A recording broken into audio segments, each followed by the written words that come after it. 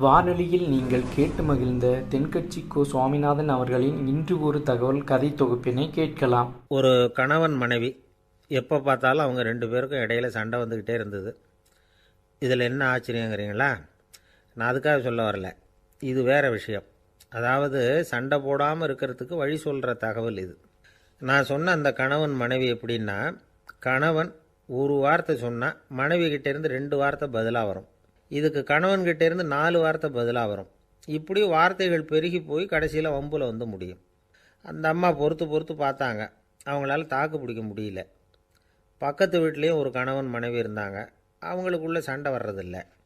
அது எப்படி அவங்களால மட்டும் சண்டை போடாமல் இருக்க முடியுது அப்படின்னு இந்த அம்மாவுக்கு ஆச்சரியம். ஒரு நாள் நேராக பக்கத்து வீட்டு அம்மாக்கிட்டே போய், ஏம்மா நீங்கள் எப்படி கணவனும் மனைவியும் சண்டை போட்டுக்காமல் இருக்கிறீங்க, அது எப்படி முடியுது உங்களால் அப்படின்னு கேட்டாங்க. அதுக்குன்னு ஒரு மருந்து இருக்குது, அதை சாப்பிட்டா சண்டை வராது அப்படின்னாங்க அவங்க. சரிங்க, அந்த மருந்தை அவர் சாப்பிட மாட்டாரே, மாட்டேன்னு சொல்லிட்டா என்ன பண்ணுறது அப்படின்னு கேட்டிருக்கிறாங்க இவங்க. அந்த மருந்து அவருக்கு இல்லைம்மா, உனக்கு தான் அப்படின்னாங்களாம் அவங்க. அப்படியா? அப்படின்னா கொடுங்க, ரொம்ப நல்லதாக போச்சு. அதை எப்படி சாப்பிட்றதுங்கிற விவரத்தையும் சொல்லுங்கள், எங்கே அது கிடைக்குங்கிறதையும் சொல்லுங்கள், வாங்கிக்கிறேன் அப்படின்னு கேட்டாங்களாம் இவங்க. வேறு எங்கேயும் போய் வாங்க வேண்டாம், என்கிட்டே இருக்க அந்த மருந்து அதில் கொஞ்சம் தர்றேன், வாங்கி வச்சுக்க. உன் வீட்டுக்காரர் உன்னோட சண்டையை ஆரம்பிக்கிறப்போலாம் நீ இந்த மருந்தில் ஒரு அவுன்ஸ் வாயில் ஊற்றிக்கணும். அதை உடனே குடிச்சிடக்கூடாது, ஒரு 5 நிமிஷமாவது அது வாயில் இருக்கணும், அதுக்கப்புறம் குடிச்சிடலாம் அப்படின்னு சொல்லி ஒரு பாட்டில் மருந்தை இந்த அம்மாக்கிட்ட கொடுத்து அனுப்புனாங்களாம். மருந்தை எடுத்துக்கிட்டு இந்த அம்மா வீட்டுக்கு வந்திருக்கிறாங்க. வீடு பூட்டி இருந்ததுனால கணவன் வந்து வாசல்லையே காத்துக்கிட்டு இருக்கிறான். மனைவியை கண்டதும் சண்டை போட ஆரம்பிச்சிட்டான். வீட்டை பூட்டிவிட்டு எங்கே போய் தொலைஞ்ச, எவ்வளோ நேரமாக ஒரு மனுஷன் வாசல்லையே காத்துட்டு கிடக்கிறது அப்படி இப்படின்னு கத்த ஆரம்பிச்சிட்டான். மனைவி இதுக்கு பதிலே சொல்லலை. அந்த அம்மா பேசாமல் வீட்டை திறந்தாங்க, சமையல் அறைக்குள்ளே போனாங்க, ஒரு அவுன்ஸ் மருந்தை வாயில் ஊற்றிக்கிட்டாங்க.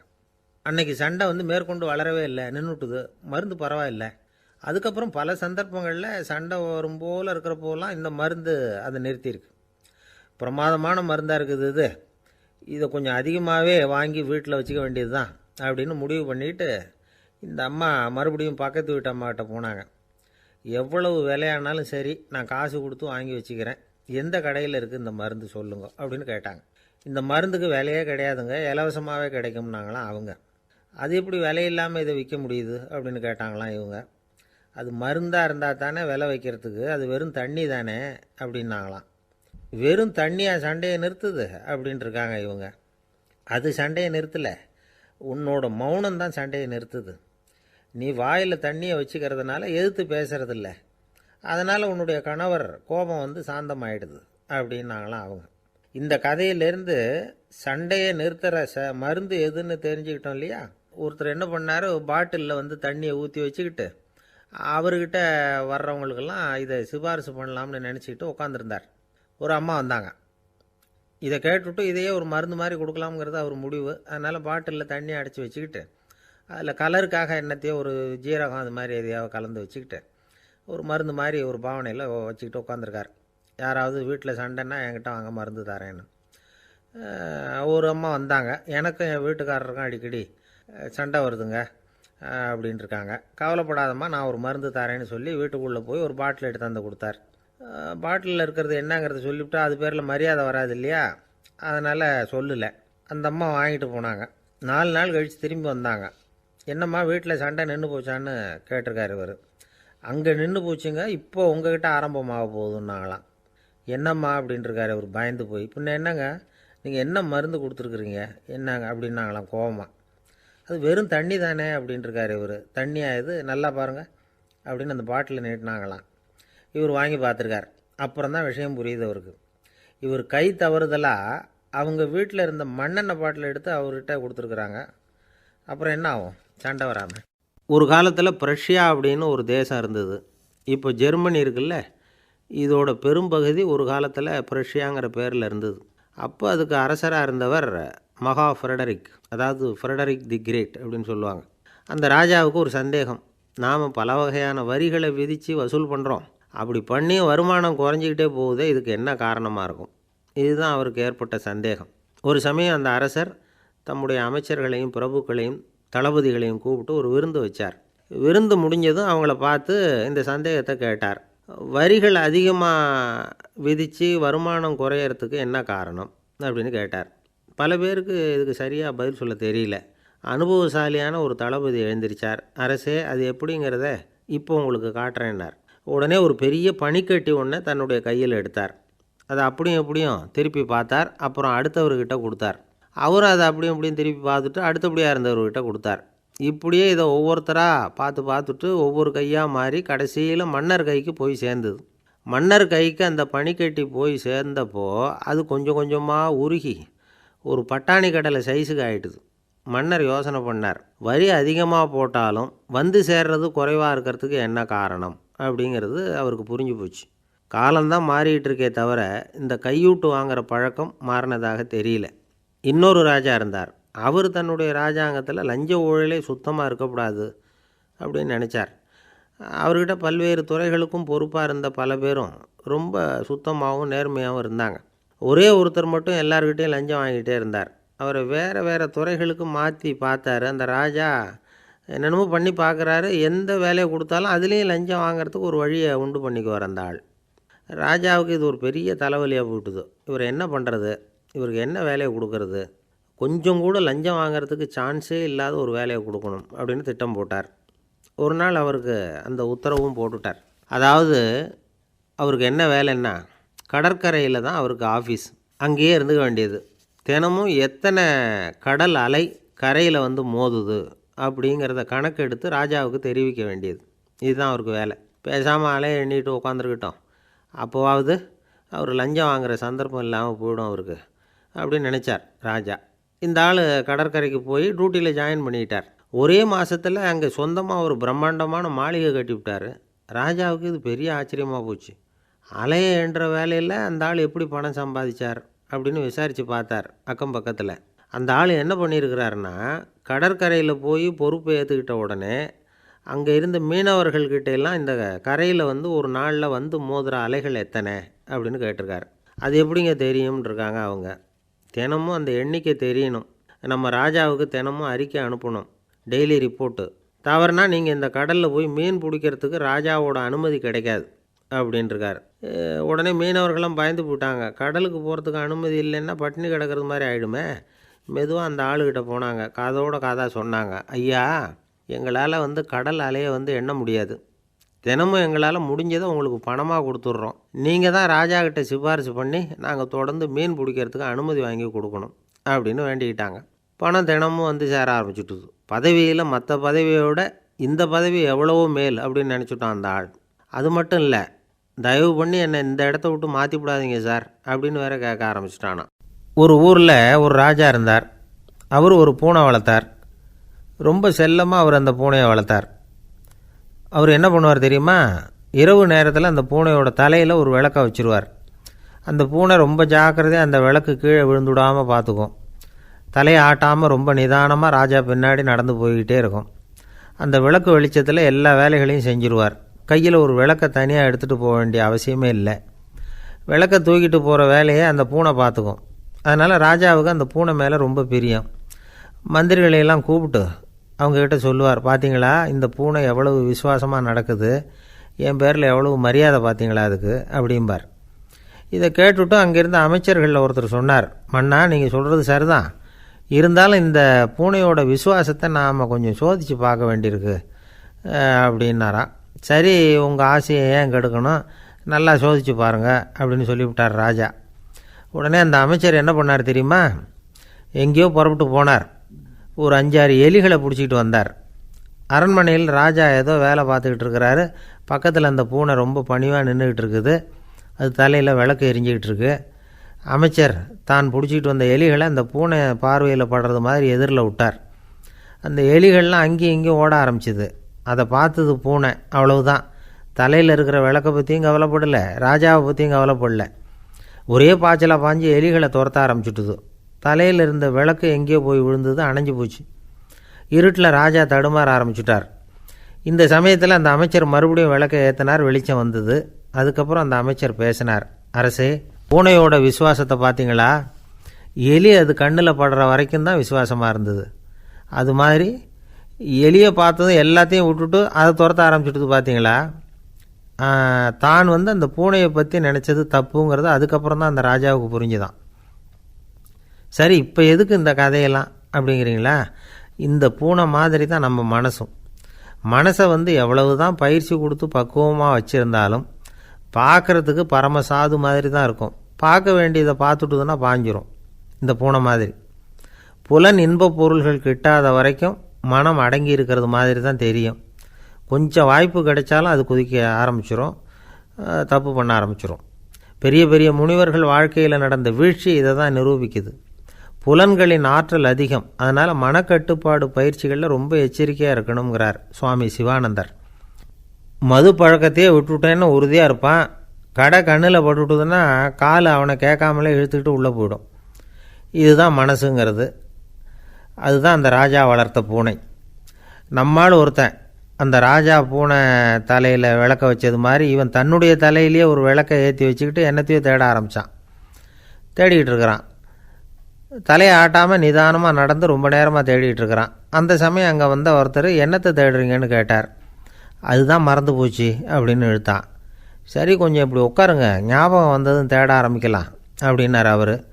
இவன் கொஞ்ச நேரம் உட்காந்து யோசித்தான். அப்புறம் திடீர்னு எழுந்திரிச்சான். ஞாபகம் வந்துட்டுதுன்னா.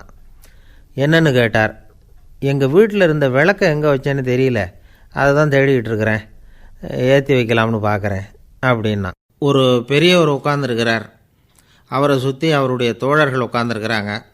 ஏதோ ஒரு முக்கியமான செய்தியை அவர் அவங்களுக்கு சொல்லிகிட்டு இருக்கிறார்.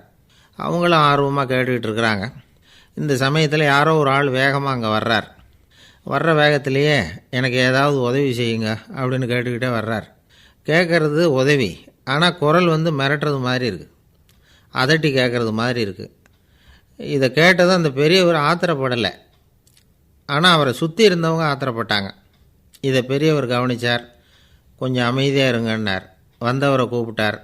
அவருக்கு சில பொருள்களை கொடுத்தார். என்னங்க, இப்போ உங்களுக்கு மகிழ்ச்சி தானே அப்படின்னார்.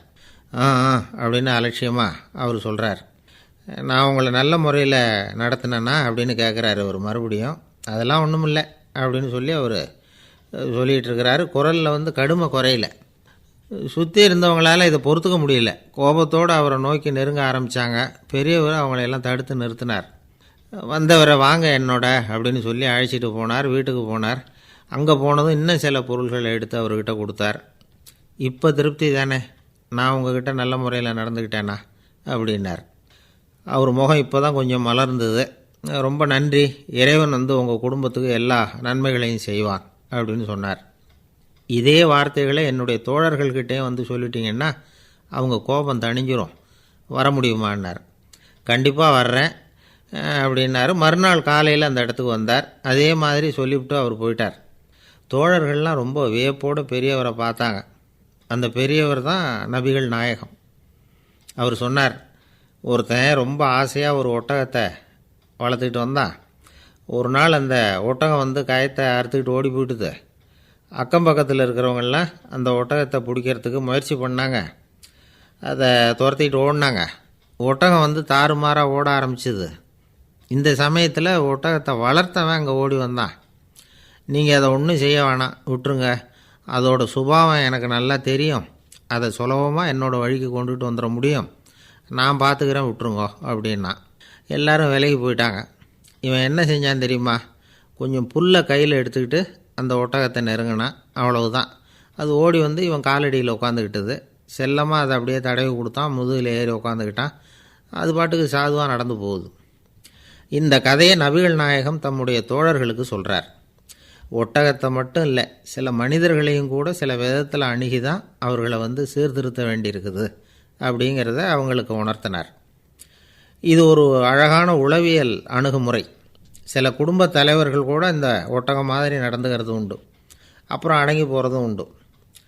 ஒரு குடும்ப தலைவர் காலையில் எழுந்திரிச்சதுலேருந்து சத்தம் போட்டு கத்திக்கிட்டு இருப்பார். பக்கத்தில் இருந்தவங்கெல்லாம் ஓடி போய் சமாதானம் பண்ணி பார்த்தாங்க. அவர் ஓயறது மாதிரி தெரியல. கடைசியில் அவர் மனைவி வந்தாங்க. நீங்கள் எல்லாம் விலகி போயிடுங்க, அவர் சுபாவம் எனக்கு தெரியும், நான் பார்த்துக்கிறேன் அப்படின்னாங்க. சரின்னு எல்லோரும் போயிட்டாங்க. சாயந்தரமாக பார்க்குறாங்க, அவர் சத்தம் இல்லாமல் ஒரு மூலையில் உட்காந்துருக்கிறார், ரொம்ப சாதுவா. ஆச்சரியமாக இருந்தது. என்னம்மா பண்ணீங்கன்னு கேட்டாங்க. அது ஒன்றும் இல்லைங்க, ஒரு வேளை சாப்பாட்டை நிறுத்தினேன், பட்னி போட்டேன், அவ்வளவுதான் அப்படின்னாங்க அந்த அம்மா. ஒரு ஜென் துறவி, அவருக்கு ரொம்ப வயசாகிட்டுது, கடைசி காலம். நண்பர்களெல்லாம் கூப்பிட்டார்.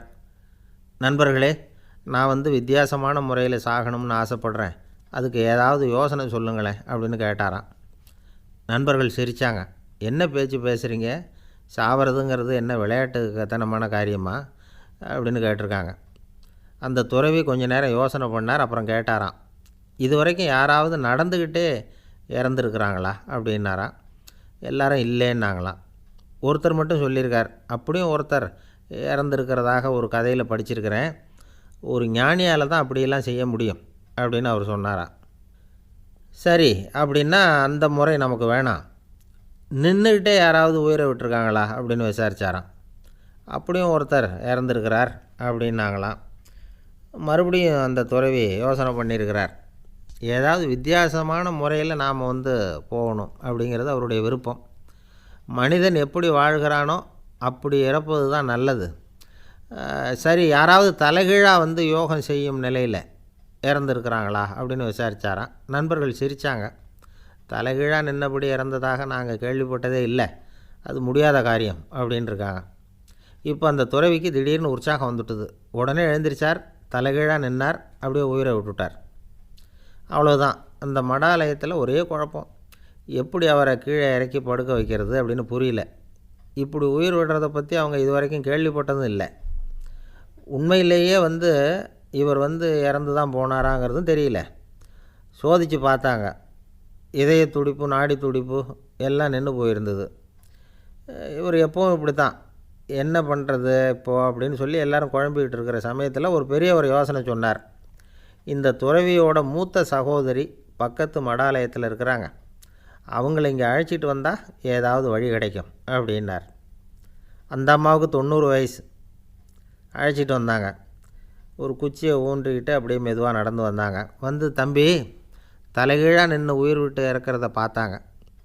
தம்பின்னு கூப்பிட்டு பார்த்தாங்க, ஒன்றும் காணோம்.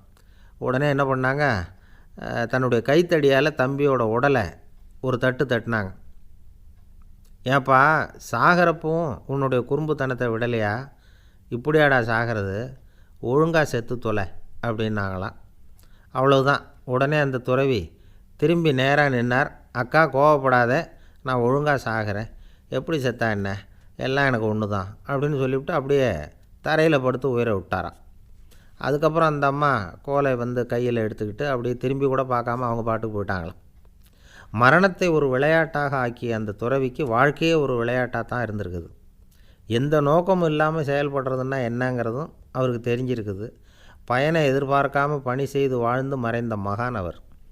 தம்முடைய தொழிலை விளையாட்டு போல் செய்ய தெரிஞ்சவருக்கு வாழ்க்கையே ஒரு விளையாட்டாக மாறிடும். எல்லாமே விளையாட்டாகி விடுகிற போது மரணமும் விளையாட்டாகிவிடும் அப்படிங்கிறது தான் அந்த தத்துவம். ஆனால் அதுக்கு முன்னாடி உங்களுக்குள்ளே இருக்கிற உண்மையான நடிகனை நீங்கள் அடையாளம் கண்டுபிடிக்கணும். நீங்கள் நடிக்க வேண்டியதே இல்லை, நீங்கள் ஏற்கனவே நடிச்சுக்கிட்டு தான் இருக்கிறீங்க. நீங்கள் இந்த உண்மையை தெரிஞ்சுக்கணும், அவ்வளவுதான். இதுதான் ஞானிகளுடைய கருத்து. நீங்கள் தெருவில் நடந்து போயிட்டுருக்கிறீங்க, எதிரில் வர்றவர் உங்களை பார்த்து எப்படி இருக்கிறீங்கன்னு கேட்குறார். நல்லா இருக்கிறேங்கிறீங்க. உண்மையிலேயே நாம் நல்லா இருக்க மாட்டோம், ஏதாவது உடம்புல கோளாறு இருக்கும். ஆனால் அப்படி சொல்லுவோம், நல்லா இருக்கிறேன் அப்படின்னு. அது நடிப்பு தானே. உங்களை சந்தித்ததில் ரொம்ப மகிழ்ச்சி அப்படின்னு சொல்கிறோம். உடனே கொஞ்சம் நிதானமாக யோசித்து பாருங்கள், உண்மையிலேயே உங்கள் மனசு மகிழ்ச்சி அடைஞ்சுட்டுதா? அது நடிப்பு தானே. வாழ்க்கையை சரியாக புரிஞ்சுக்கிட்டால் எல்லாமே நடிப்புங்கிறது புரியும். கல்யாண பத்திரிக்கை அனுப்பியிருந்தேனே, ஏன்டா வரலன்னு கேட்டான் ஒருத்தன். வந்திருந்தேனே அப்படின்னானா இவன். டேய், ஏன்டா போய் சொல்கிற, நான் பத்திரிக்கையே உனக்கு அனுப்பலையே அப்படின்ட்டுருக்கான் அவன். அதுக்கு இவன் சொன்னானா, பத்திரிக்கை அனுப்புனேன்னு நீ போய் சொல்கிறப்போ கல்யாணத்துக்கு வந்தேன்னு நான் போய் சொல்லக்கூடாதா அப்படின்னானா. ஒரு நண்பர் அவசரமாக என்கிட்ட ஓடி வந்தார். அப்புறம் சொன்னார், என்னால் நம்பவே முடியல சார், என் பையனை அப்படி அப்படின்னு சொல்லி ஆச்சரியப்பட்டார். உங்கள் பையன் அப்படி என்ன தான் செஞ்சுட்டான் அப்படின்னு கேட்டேன். என்னால் முடியாத ஒரு காரியத்தை அவன் செஞ்சுட்டான் சார் அப்படின்னார். அது என்னன்னு தான் சொல்லுங்களேன். என்ன, 5வது வகுப்பில் அவன் ஒரே தடவையில் தேறிட்டான் சார், அதாவது ஒரே அட்டம்ப்டில் பாஸ் ஆகிருக்கான் அப்படின்னார் மூச்சு வாங்க. கஷ்டப்பட்டு பரீட்சை எழுதுனது அவன், இவருக்கு ஏன் மூச்சு வாங்குது? நம்மால் செய்ய முடியாத ஒரு காரியத்தை இன்னொருத்தர் செய்யும் பொழுது அது நமக்கு ஆச்சரியமாக இருக்குது. சர்க்கஸ் பார்க்குறோம், ஒருத்தர் அந்த இடத்துல தொங்குறார், அது நமக்கு ஆச்சரியம். ஏன்னா அது நம்மால் முடியாத காரியம். நம்மால் முடியாத ஒன்றை அடுத்தவர் எளிதாக செய்யும் பொழுது நாம் மருள்வது இயற்கை. இதை தான் தொல்காப்பியம் மருட்கை அப்படின்னு சொல்லுது. இந்த வியப்பு இருக்குதே, இது 4 வகையில் ஏற்படுறதாக தொல்காப்பியம் சொல்லுது. அது என்ன 4 வகை? முதல் வகை எப்படின்னா புதுமையான அரிய செயல்களை செய்கிறது. 2வது வகை என்னென்னா பெரும் செயல்களை செய்கிறது. 3வது வகை என்னென்னா மிக நுட்பமான செயல்களை செய்கிறது. 4வது வகை என்னென்னா ஆக்கம் தரும் செயல்களை செய்கிறது. புதுமை, பெருமை, சிறுமை, ஆக்கமோடு மதினம் சாலா மருட்கை 4 அப்படிங்கிறது தொல்காப்பியம். இன்றைக்கி விஞ்ஞானம் புதுசு புதுசாக எதையோ கண்டுபிடிக்குது. ஆரம்பத்தில் அது ஆச்சரியமாக இருக்குது, அப்புறம் அது நமக்கு பழகி போடுது. வானொலி பெட்டி புதுசாக வந்தப்போ ஒரு பெட்டி பேசுதுங்கிறது எவ்வளோ பெரிய ஆச்சரியம். இப்போ யாரும் அதை ஆச்சரியமாக பார்க்குறதில்ல. மதினம் சாலா மருட்கை அப்படின்னு ஒரு சொற்றொடர் வருது பாருங்கள். அதில் கருத்தாழம் உண்டு. எதை பற்றியும் போதுமான அளவு புரிந்து கொள்ளாத போது ஒருத்தர் ஆச்சரியப்படுறார். புரிந்து கொண்ட பிறகு ஆச்சரியம் மறைஞ்சு போடுது. மிக நுட்பமான செயல்களும் நம்ம ஆச்சரியப்பட வைக்கும். ஒரு அரிசியில் ஒரு திருக்குறள் எழுதி காட்டுறாங்க, ஒரு முட்டை ஓட்டுக்குள்ளே ஓவியம் தீட்டி காட்டுறாங்க. கருங்கல் சிற்பங்களில் எவ்வளவு நுட்பமான வேலைப்பாடுகளை எல்லாம் பார்த்து ஆச்சரியப்படுறோம். இது மாதிரி ஆக்கப்பூர்வமான அரிய செயல்களை செய்கிறது கூட வியப்பை உண்டு பண்ணும். குப்பை கூலங்களை கூட வாழ்க்கைக்கு பயன்படுகிற பொருளாக மாற்றுகிறவர்கள் இருக்காங்க. அவர்களுடைய செயல் வியப்பு அளிக்குது. இடைக்காட்டு சித்தர் பாடின 30 நூலில் வர்ற ஒரு பாடல், ஆற்றல் பிறர் அறிதலின் அகம் கிளர்வு உறுதலின் கற்று அறி பாணர் கழுமிய கோடலின் தோற்றம் உருகவே போற்றல் சால் வியப்பே. ஒருத்தருடைய ஆற்றல் தெரியாமல் இருந்தது, அவருடைய அரிய செயலை பார்க்கும் பொழுது வியப்பாக இருந்தது, மனசுக்குள்ளே கிளர்ச்சி. பாவலர்கள் இவர்களுடைய புகழை பாடி மற்றவர்களும் தெரிந்து கொள்ளுமாறு செய்கிறார்கள். அப்படிங்கிறது தான் ஒரு யதார்த்தமான உண்மை. ஆக எல்லா வகையிலும் மக்கள் தங்களுடைய வாழ்க்கையில் முன்னேறுவதற்கான வழிகாட்டுகிற ஒரு மெய்ப்பாடு தான் வியப்புங்கிறது. இந்த காலத்தில் நம்ம எப்படியெல்லாம் ஆச்சரியப்பட வைக்கிறாங்க. ஒரு ஆளை பிடிச்சி ஜெயிலில் கொண்டு வந்தாங்க. ஜெயில் அதிகாரி அவனை ரொம்ப ஆச்சரியமாக பார்த்தாரான். இவன் கேட்டான், ஏன் சார் அப்படி பார்க்குறீங்க, நான் இப்போ இங்கே வர்றது உங்களுக்கு ஆச்சரியமாக இருக்குதா அப்படின்னு கேட்டிருக்கான். இதுக்கு ஜெயில் அதிகாரி சொல்லியிருக்கார், நீ இப்போ இங்கே வந்ததில் எனக்கு ஒன்றும் ஆச்சரியம் இல்லைப்பா, ஏற்கனவே நீ இங்கேருந்து விடுதலையாகி போய் 6 மாதம் ஆச்சு, இவ்வளவு லேட்டாக வர்றியே அதுதான் எனக்கு ஆச்சரியமாக இருக்குது அப்படின்னாராம். ஒரு குரு, இளம் சீடர்கள் எதிரில் உட்காந்துருக்கிறாங்க. குரு பாடம் நடத்திக்கிட்டு இருக்கிறார். சீடர்களுக்கு ஒரு ஆசை, அதாவது ஒரு முக்கியமான மந்திரத்தை நம்ம குருநாதர்கிட்ட இருந்து கற்றுக்கணும் அப்படிங்கிறது அவங்க ஆசை. அது என்ன மந்திரம்னா இறந்தவரை உயிர்ப்பிக்கக்கூடிய புனித மந்திரம், அதாவது செத்தவங்களுக்கு மீண்டும் உயிர் உண்டாக்குகிற மந்திரம். குருவே, தயவு பண்ணி அந்த மந்திரத்தை எங்களுக்கு உபதேசிக்கணும் அப்படின்னு கேட்டாங்க. அது ரொம்ப ஆபத்தானது, அது என்னத்துக்கு உங்களுக்கு வேண்டாமேன்னாராம் குரு. எங்களுடைய நம்பிக்கை உறுதிப்படுறதுக்காகத்தான் கேட்குறோம், வேற ஒன்றும் இல்லை அப்படின்னாங்களாம் சீடர்கள். பக்குவப்படாத அறிவுங்கிறது ரொம்ப ஆபத்தானது அப்படின்னாராம் குரு. இது சீடர்களுக்கு புரியல. அது எப்படிங்க பக்குவப்படாத அறிவு ஆபத்தானதுன்னு சொல்கிறீங்க, அப்படின்னா என்ன அப்படின்னு கேட்டிருக்காங்க சீடர்கள். குரு அதுக்கு விளக்கம் கொடுத்தாராம். அந்த மந்திரத்தை எப்போ பயன்படுத்தணுங்கிறது முக்கியம். அதை அறியக்கூடிய ஞானம் ஏற்படுகிற வரைக்கும் அதை தெரிஞ்சுக்காமல் இருக்கிறது தான் நல்லது, இல்லைன்னா ஆபத்துன்னாராம். ஆனால் அந்த சீடர்கள் அதை கேட்குற மாதிரி இல்லை, ரொம்ப பிடிவாதம் பண்ண ஆரம்பிச்சுட்டாங்க. சரி வாங்க சொல்கிறேன்னார் குரு. எல்லோரும் வந்தாங்க. அந்த புனித மந்திரத்தை அவங்களுக்கு ரகசியமாக உபதேசம் பண்ணார். உபதேசம் பண்ணிவிட்டு அவங்களுக்கு எச்சரிக்கையும் கொடுத்தார். இந்த மந்திரத்தை நல்லா ஆராய்ச்சி பார்த்ததுக்கு அப்புறம்தான் உச்சரிக்கணும், அவசரப்பட்டு எதுவும் செஞ்சிடக்கூடாது அப்படின்னு ஒரு தடவைக்கு பல தடவை எச்சரிக்கை கொடுத்தார். சரின்னு சொல்லிவிட்டு அவங்கெல்லாம் மந்திரத்தை கற்றுக்கிட்டு எழுந்திரிச்சு போயிட்டாங்க. ஒரு நாள் அந்த சீடர்கள் எல்லாம் மணற்பாங்கான இடத்துல அப்படியே நடந்து போயிட்டுருக்கிறாங்க. ஒரு பாலைவன பகுதி மாதிரி ஒரு இடம். அங்கே ஒரு இடத்துல எலும்புகள் குவியலாக கிடந்தது. உடனே இந்த சீடர்கள் முன்ன பின்ன யோசிக்காமல், தியானமும் பண்ணாமல், அந்த மந்திரத்தோட பயனை சோதித்து பார்க்கணும் அப்படின்னு நினச்சிக்கிட்டு அந்த மந்திரத்தை உச்சரிக்க ஆரம்பிச்சிட்டாங்க. அவ்வளோதான். உடனே என்னாச்சு தெரியுமா, அந்த எலும்புகள் எல்லாம் ஓநாய்களாக மாறி அவங்கள துரத்த ஆரம்பிச்சிட்டுது. சீடர்கள் எல்லாம் தலைதெறிக்க ஓட ஆரம்பிச்சிட்டாங்க. ஓநாய்களும் விடலை, அவங்கள துரத்தி பிடிச்சி கடித்து கொதற ஆரம்பிச்சுட்டுது. அப்போ தான் அந்த சீடர்களுக்கு குரு சொன்ன அறிவுரையோட அர்த்தம் புரிஞ்சுது. பக்குவப்படாத அறிவு ஆபத்தானது அப்படிங்கிறது. அதனால் இதிலேருந்து நாம் தெரிஞ்சுக்க வேண்டியது என்னென்னா, நாம் நம்ம அறிவை வளர்த்துக்கிட்டால் மட்டும் போதாது, அந்த அறிவை எப்போ எப்படி பயன்படுத்தணும் அப்படிங்கிற பக்குவமும் நமக்கு வரணும். அப்போ தான் வாழ்க்கை நல்லபடியாக அமையும். இல்லைன்னா இடைஞ்சல் தான்.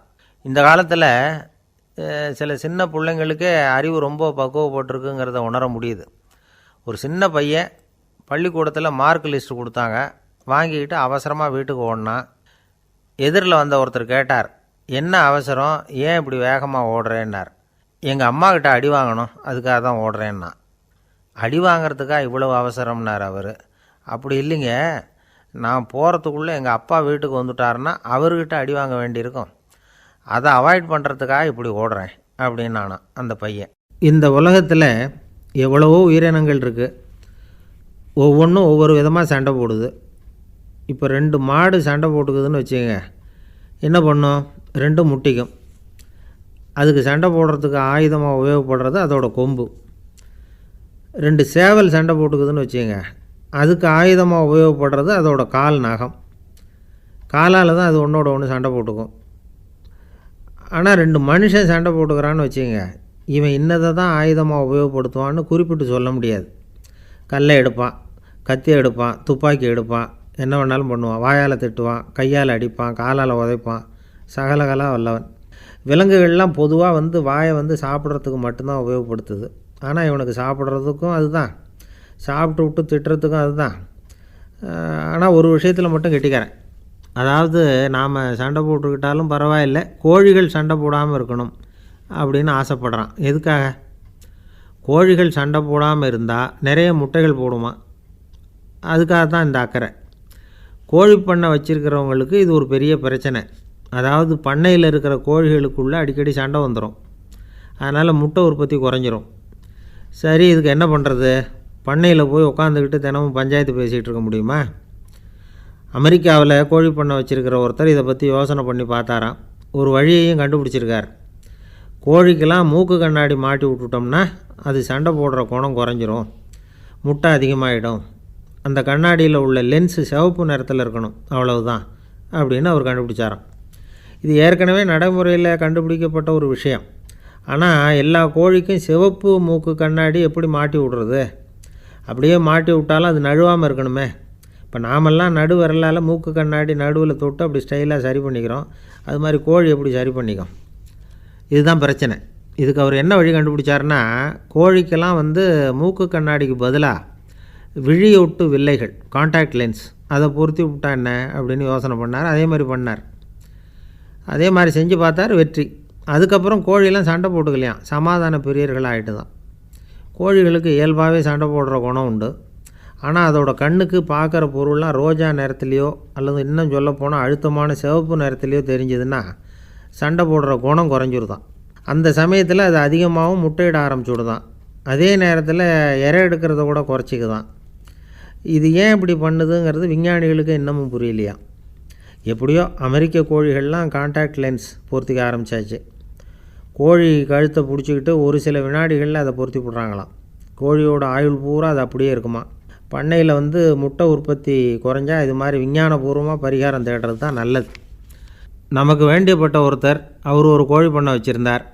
அந்த பண்ணையில் பாதி கோழி திடீர்னு செத்து போச்சு. உடனே ஒரு கால்நடை மருத்துவர்கிட்ட போக வேண்டியது தானே, அங்கே போகல. உள்ளூரில் மந்திரம் பண்ணிகிட்டு இருந்த ஒரு சாமியார்கிட்ட போனார். அவர் காலில் விழுந்தார். சாமி, என் பண்ணையில் பாதி கோழி செத்து போட்டுதுன்னார். சாமியார் யோசனை பண்ணார். சரி, பண்ணையில் வாசப்படி கிழக்கு பக்கமாக வச்சுருக்கியா மேற்கு பக்கமாக வச்சுருக்கியான்னு கேட்டார். கிழக்கு பக்கமாக இருக்குன்னார் அவர். அதுதான் தப்பு, மேற்கு பக்கமாக அதை மாற்று, சரியாக போடும்னாராம். அதே போல் இவர் போய் மாற்றிவிட்டார். அப்பவும் பாதி செத்து போச்சு. மறுபடியும் சொன்னார், சாமி மறுபடியும் பாதி கோழி செத்து போட்டுதேன்னார். சரி, கூரை எப்படி போட்டிருக்க, ஓடு போட்டிருக்கியா இல்லை கீத்து போட்டிருக்கியான்னார். ஓடு போட்டிருக்கேன்னாராம் அவர். அதுதான் தப்பு, கீத்து போட்டுரு, சரியாக போடும்னாராம். சரின்னு போய் அதையும் மாற்றி பார்த்தார். மறுபடியும் போயிட்டுது, கோழி செத்து போச்சு. வந்தார், மறுபடியும் பாதி செத்து போச்சு சாமின்னு வந்தார். இவரும் யோசனையை மாற்றி மாற்றி சொல்லிகிட்டே இருக்கிறார். இப்படி அவரும் மாற்றி மாற்றி பார்த்தார். 6வது தடவையாக அவரை தேடிட்டு வந்தார். அந்த சமயத்தில் இவர் ரொம்ப தீவிரமாக யோசனை பண்ணி பார்த்துட்டு, அது சரிப்பா, நீயும் என்கிட்ட சளைக்காமல் வந்துக்கிட்டு இருக்கிற, நானும் யோசனை சொல்லிகிட்டு இருக்கேன். இப்போவும் வந்து உங்ககிட்ட சொல்கிறதுக்கு என்கிட்ட யோசனை நிறையா இருக்குது, ஆனால் சோதிக்கிறதுக்கு உங்ககிட்ட கோழி இல்லையே, என்ன பண்ணுறது அப்படின்னாராம் இவர். சில பேரை இப்படி சொல்கிறது உண்டு. அடுத்தவங்களை அனுசரித்து நடந்துக்க தெரியல, அவன் என்ன சார் மனுஷன் அப்படிம்பாங்க. சக மனிதர்களோடு எப்படி பழகிறது அப்படின்னு தெரியாததுனாலேயே பல பேர் இன்றைக்கி சங்கடப்பட்டுக்கிட்டு இருக்கிறாங்க. வசதி வாய்ப்பெல்லாம் சரியாக இருக்கும், ஆனால் வாழ்க்கை சரியாக இருக்காது. இன்னொருத்தர்கிட்ட எப்படி பேசுறது பழகிறதுங்கிறது தெரியாததுனால தான் இந்த அவஸ்தை. சரி, இந்த அவஸ்தை இல்லாமல் வாழறது எப்படி? இதுக்கு அனுபவசாலிகள் சில வழிமுறைகளை சொல்கிறாங்க. அதெல்லாம் என்னென்னங்கிறத இப்போ தெரிஞ்சுக்குவோம். முதல்ல நம்ம நாக்கு நம்ம கண்ட்ரோலில் இருக்கணும். வார்த்தைகளை வந்து கொட்டிவிட்டு அதுக்கப்புறம் அள்ள முடியாமல் கடந்து கஷ்டப்படக்கூடாது. எப்படி பேசுகிறோங்கிறதும் முக்கியம், பேசுகிறப்ப எப்படி முகத்தை வச்சுருக்கிறோங்கிறதும் முக்கியம். அன்பாக பேசினாலும் நல்லாயிருக்கும். அப்படி பேசுகிறப்ப ஆதரவாக அவர் தோள் மேலே ஒரு கையை போட்டுக்கிட்டு பேசினா இன்னமும் நல்லாயிருக்கும். ரெண்டாவது விஷயம், இன்னொருத்தர்கிட்ட பேசுகிறப்போ வாக்குறுதிகளை அள்ளி வீசக்கூடாது. கொடுக்குற வாக்குறுதி குறைச்சலாக இருக்கணும். அப்படி கொடுத்த வாக்குறுதியை கண்டிப்பாக நிறைவேற்றணும். நாம் ஒருத்தரை பாராட்டுறோம் அல்லது அவரை பற்றி அபிப்பிராயம் சொல்கிறோம்னா அது ஆக்கப்பூர்வமாக இருக்கணும். நம்ம பாராட்டு அல்லது விமர்சனம் அடுத்தவருடைய முன்னேற்றத்துக்கு உதவுறது மாதிரி இருக்கணும். நாம் சொல்கிறத கேட்டுட்டு அவன் தலையில் கையை வச்சுட்டு உட்காந்துடக்கூடாது. எப்பவும் உற்சாகமாக இருக்கணும், முகம் மலர்ச்சியாக இருக்கணும். மனுஷன் இருந்தால் வருத்தம், கவலை, ஏமாற்றம் எல்லாம் இருக்க தான் செய்யும். அதெல்லாம் மனசில் இருக்கட்டும். அந்த வருத்தமும் கவலையும் ஏமாற்றமும் சேர்ந்துக்கிட்டு நம்ம முகத்தில் இருக்கிற மலர்ச்சியை மூடி மறைக்கிறதுக்கு நாம் இடம் கொடுத்துடக்கூடாது. எந்த விஷயத்தை பற்றி யாருக்கிட்ட பேசினாலும் வெளிப்படையாக பேசணும், திறந்த மனசோடு பேசணும். மூடி மறைச்சி முன்னு முழுங்கிக்கிட்டு இருக்கக்கூடாது. இன்னொருத்தர்கிட்ட பேசுகிறப்போ விவாதம் பண்ணுங்க, அது தப்பு இல்லை, ஆனால் வாதாடிக்கிட்டு இருக்கக்கூடாது. அதாவது என்ன சொல்கிறாங்கன்னா, டிஸ்கஸ் பண்ணலாம், ஆர்கியூ பண்ணக்கூடாதான். நம்மக்கிட்ட இருக்கிற நல்ல குணங்களை நாம் எடுத்து சொல்லிகிட்டு இருக்கக்கூடாது. அந்த நல்ல குணங்களே நம்மளை பற்றி எடுத்து சொல்லணும், அது மாதிரி நடந்துக்கணும். அதே மாதிரி அடுத்தவங்க கிட்ட உள்ள கெட்ட குணங்களை பற்றி அவசியம் இல்லாமல் நாம் பேச வேண்டியதில்லை. உங்களை பற்றி யாராவது தப்பாக பேசுகிறாங்களா, அப்படி அவங்க பேசுகிறதுல உண்மை இல்லையா அப்படின்னா அதை நீங்கள் பொருட்படுத்த வேண்டியதில்லை, விட்டுடலாம். அது தானாக போயிடும். ஒரு 4-5 பேரோட பேசிக்கிட்டு இருந்தீங்கன்னா எல்லாருக்கும் முக்கியத்துவம் கொடுங்க, யாரையும் அலட்சியப்படுத்தாதீங்க. தமாஷா பேசலாம், ஆனால் அவங்க தமாஷ் வந்து அடுத்தவங்களை வந்து கேலி பண்ணுறதா இருக்கக்கூடாது. நமக்கு கிடைக்க வேண்டியது கிடைக்கலையே அப்படிங்கிற தவிப்பு நம்மக்கிட்ட இருக்கக்கூடாது, அது தேவையில்லை. உங்கள் செயல்பாடுகள் தெளிவாக இருக்கட்டும், பாராட்டு தானாக அவங்கள தேடிட்டு வரும். இன்னொரு மனுஷனுடைய மனசில் கௌரவமான ஒரு இடத்த பிடிக்கணும்னா நாம் இந்த குணத்தையெல்லாம் நம்மக்கிட்ட வளர்த்துக்கணும். இதெல்லாம் வந்து அனுபவசாலிகள் சொல்லியிருக்கிற குறிப்புகள். இந்த குறிப்புகளை வந்து சரியாக புரிஞ்சுக்கணும், அது முக்கியம். தப்பாக புரிஞ்சுக்கிட்டா என்ன ஆகும் தெரியுமா? இதை கேளுங்க. ஒருத்தர் வந்தார், சார் அடுத்தவங்க தோள் மேலே கையை போட்டுக்கிட்டு அன்பாக பேசணும்னு சொன்னீங்க, அப்படி தான் பேசினேன். அவர் முதுகை கூட தட்டி கொடுத்தேன், என் வேலை போயிட்டுது சார், வீட்டுக்கு அனுப்பிச்சிட்டாங்க அப்படின்னார். யாருக்கிட்ட அப்படி பேசுனீங்கன்னு கேட்டோம். என் முதலாளிகிட்ட சார் அப்படிங்கிறார் ரொம்ப சோகமாக. ஒரு ஆஃபீஸில் வேலை பார்க்குற ஒருத்தர் ஏதோ தப்பு பண்ணிவிட்டார். உடனே மேலதிகாரி அவரை கூப்பிட்டு அனுப்புனார். நீ செஞ்சது தப்புன்னார் கோபமாக. இது ஒரு ரகம். சில அதிகாரிகள் இப்படி நீங்கள் செஞ்சது தப்புன்னு சொல்கிறதில்ல, நீங்கள் செஞ்சது சரி அப்படின்னு சொல்கிறதில்ல. எப்படி சொல்லுவாங்கன்னா, நீங்கள் செஞ்சது வந்து சரியில்லைன்னு நான் நினைக்கிறேன் அப்படின்னு சொல்லுவாங்களாம். அதாவது சில பேர் வந்து நீங்கள் செஞ்சது தப்புங்கிறாங்க, அதையே மாற்றி சொல்கிறார் இவர், நீங்கள் செஞ்சது சரியில்லைன்னு நினைக்கிறேன். இது ரெண்டும் வந்து அர்த்தம் ஒன்று தான், இருந்தாலும் வார்த்தைகள் வித்தியாசம். நிர்வாக திறமை இல்லாத ஒரு அதிகாரி யூ ஆர் ராங் அப்படின்னு சொல்லுவாராம். நிர்வாக திறமை உள்ள அதிகாரியாக இருந்தால் அதையே கொஞ்சம் மாற்றி I think you are not correct அப்படிம்பாராம். இதுதான் வித்தியாசம். இருந்தாலும் வார்த்தைகளை உபயோகப்படுத்துகிற விதத்தை வச்சு தான் வேலை நல்லா நடக்கிறதும் நடக்காததும் இருக்குது. விவரம் தெரிஞ்சவங்க என்ன சொல்கிறாங்க தெரியுமா? Be a leader not a boss அப்படிங்கிறாங்க. ஒரு லீடராக இரு, பாஸாக இருக்காதே அப்படிங்கிறாங்க. சரி, அப்படின்னா லீடருக்கும் பாஸுக்கும் வித்தியாசம் உண்டா அப்படின்னு கேட்டால் இருக்குன்னு சொல்கிறாங்க. லீடருங்கிறவர் வேறு, பாஸுங்கிறவர் வேறு. ஒரு லீடர் எப்படி நடந்துக்குவார், ஒரு பாஸ் எப்படி நடந்துக்குவார், இதை முதல்ல நாம் தெரிஞ்சுக்கணும். அவங்க எப்படி நடந்துக்குவாங்க அப்படிங்கிறதுக்கு சில விவரங்கள் இருக்குது. அதை கேட்டோம்னா நாம் புரிஞ்சுக்கலாம் அதை. அதாவது பாஸுங்கிறவர் விரட்டிக்கிட்டே இருப்பார், லீடருங்கிறவர் ஊக்கப்படுத்திக்கிட்டே இருப்பார். நாளைக்கு சாயந்தரத்துக்குள்ளே அந்த வேலையை செஞ்சு முடிக்கலைன்னா தொலைச்சி அப்படிம்பார் அவர். இவர் எப்படி சொல்லுவார்னா, இது வரைக்கும் நீங்கள் செஞ்சுருக்கிற வேலை ரொம்ப அற்புதம் அப்படிம்பார். பாஸுங்கிறவர் அதிகாரத்தை நம்பி செயல்படுறவர், லீடருங்கிறவர் நல்லெண்ணத்தை நம்பி செயல்படுறவர். நம்மக்கிட்ட அதிகாரம் இருக்குது, பவர் இருக்குது, அதனால் காரியத்தை சாதிச்சுடலாம் அப்படின்னு நினைக்கிறவர் அவர். மற்றவங்கக்கிட்ட ஒரு நல்ல அபிப்பிராயத்தை சம்பாதிச்சுக்கிட்டு அது மூலமாக காரியங்களை சாதிக்கிறவர் இவர். பாஸுங்கிறவர் பயத்தை உண்டு பண்ணுவார், லீடருங்கிறவர் அன்பை பரவ செய்வார். அதை செய்யலைன்னா ஆடிட்டில் தகராறாயிடும், இது செய்யலைன்னா இன்க்ரிமெண்ட்டு கட் ஆகிடும், இப்படி ஏதாவது சொல்லி பயமுறுத்திக்கிட்டே இருப்பார் அவர். இவர் அப்படி இல்லை. உடம்பு இப்படி இருக்குது, வீட்டில் எல்லோரும் சௌக்கியமாக இருக்கிறாங்களா, ஆஃபீஸில் எல்லாம் வசதியாக இருக்குதா, நான் ஏதாவது உதவி செய்யணுமா அப்படின்னு அன்புக்கு முக்கியத்துவம் கொடுப்பார். பாஸுங்கிறவர் எதுக்கெடுத்தாலும் நான் சொல்லிகிட்டு இருப்பார், லீடருங்கிறவர் நாமன்னு சொல்லிகிட்டு இருப்பார். பாஸுங்கிறவர் தப்புக்கு காரணம் யாருன்னு பார்ப்பார், லீடருங்கிறவர் தப்பு என்னன்னு பார்ப்பார். இதுதான் ரெண்டு பேருக்கு வித்தியாசம். The boss shows who is wrong, the leader shows what is wrong அப்படின்னு சொல்லுவாங்க. இந்த காரியம் எப்படி செய்யப்பட்டிருக்கு அப்படின்னு தெரிஞ்சுக்கிறவர் பாஸ், இந்த காரியத்தை எப்படி செய்யணும்னு செஞ்சு காட்டுறவர் லீடர். பாஸுங்கிறவர் பணியாளர்களை திட்டுவார், லீடர் மரியாதைக்குரியவராக நடத்துவார், அதுக்குரியவராக அவர் நடந்துக்குவார். செய்கிற வேலையை ஒரு சுமையாக நினைக்க வைக்கிறவர் பாஸ், செய்கிற வேலையை ஒரு சந்தோஷமாக ஆக்கிறவர் லீடர். ஒரு முதலாளியாக இருக்கிறவர் அல்லது ஒரு நிர்வாகியாக இருக்கிறவர் இது மாதிரியான நுணுக்கங்களையெல்லாம் தெரிஞ்சு வச்சுக்கிறது நல்லது. ஒரு பாஸ் இருக்கார், அவர் ஒரு நாள் ரொம்ப பெருமையாக தன்னோட ஆஃபீஸை பற்றி பேசிக்கிட்டு இருந்தார். எனக்கு கீழே 200 பேர் வேலை செய்கிறாங்க சார், நான் ஒரு கோடு கிழிச்சா அவங்க அதை தாண்டாத அளவுக்கு நான் நடந்துக்கிறேன் சார் அப்படின்னார் அவர். அது எப்படி முடியுது உங்களால் அப்படின்னு கேட்டோம். நான் கோடே கிழிக்கிறதில்ல சார் அப்படின்னார். ஊருக்கு வெளியில் அமைதியான ஒரு இடம், அங்கே ஒரு ஆசிரமம், அங்கே ஒரு சாமியார், அவர் தினமும் நல்ல போதனைகள்லாம் செய்வார். பல பேர் போய் அங்கேயே சில நாள் தங்கி இருந்து அவர் சொல்கிற அறிவுரைகளை எல்லாம் கேட்டுக்கிட்டு வர்றது வழக்கம். ஒரு தடவை அவரை பார்த்துட்டு போகிறதுக்காக 3 வெளியூர் தம்பதிகள் வந்தாங்களாம். அந்த மடத்திலேயே சாப்பிட்டுக்கிட்டு தங்கி இருந்து அவங்களுடைய போதனைகளை கேட்டுக்கிட்டு போகணுங்கிறது அவங்க நோக்கம். காலையில் குளிச்சுட்டு பூஜையில் உட்காந்தார் அந்த சுவாமி. இவங்களும் குளிச்சுட்டு அந்த பூஜையை பார்க்குறதுக்காக அவர் முன்னாடி உட்காந்தாங்க.